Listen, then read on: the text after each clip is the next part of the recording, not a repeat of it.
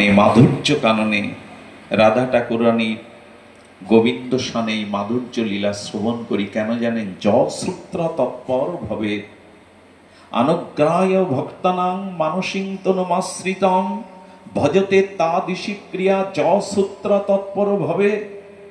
আমাদের ভজন কি?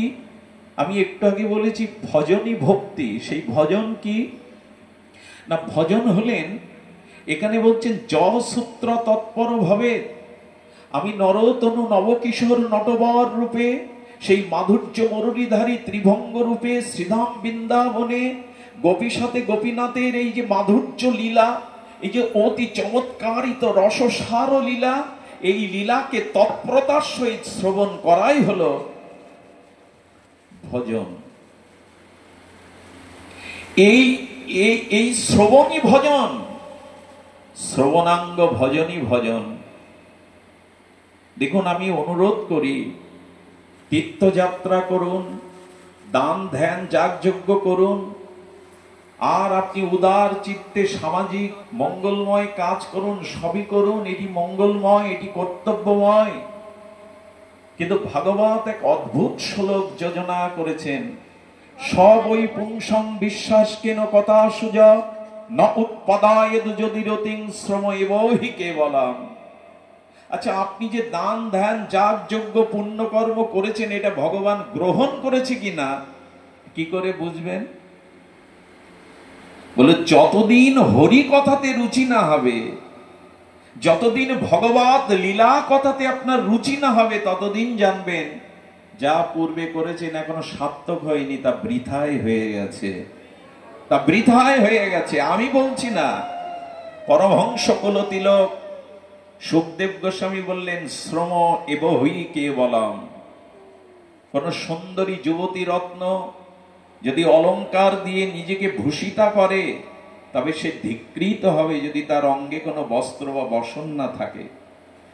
ধানের তুষকে ঘাত প্রতিঘাত করে কেউ যদি চাউল বা তন্ডুল পাওয়ার আশা করে, সে যেমন আঘাতপ্রাপ্ত হয়, তন্ডুল পায় না। তুষ আঘাত করলে তাকে চাল পাওয়া যাবে?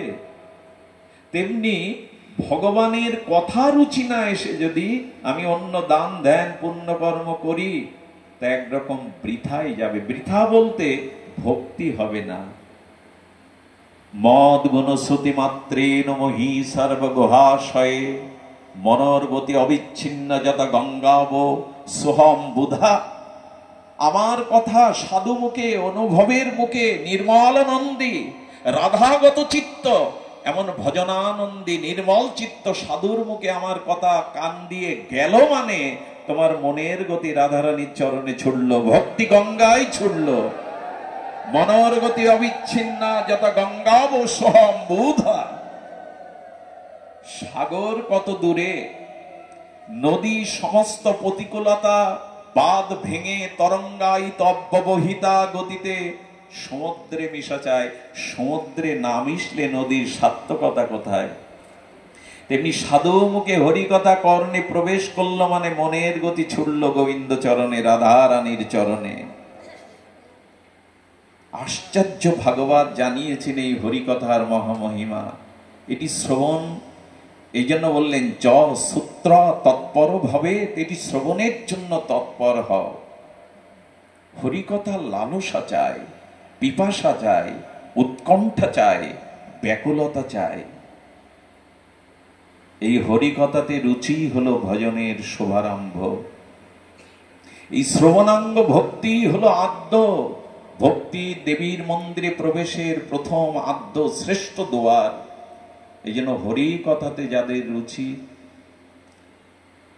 তাদের পরম প্রাপ্তি, তাদের মনের গতি রাধারানীর চরণে ছুটবে।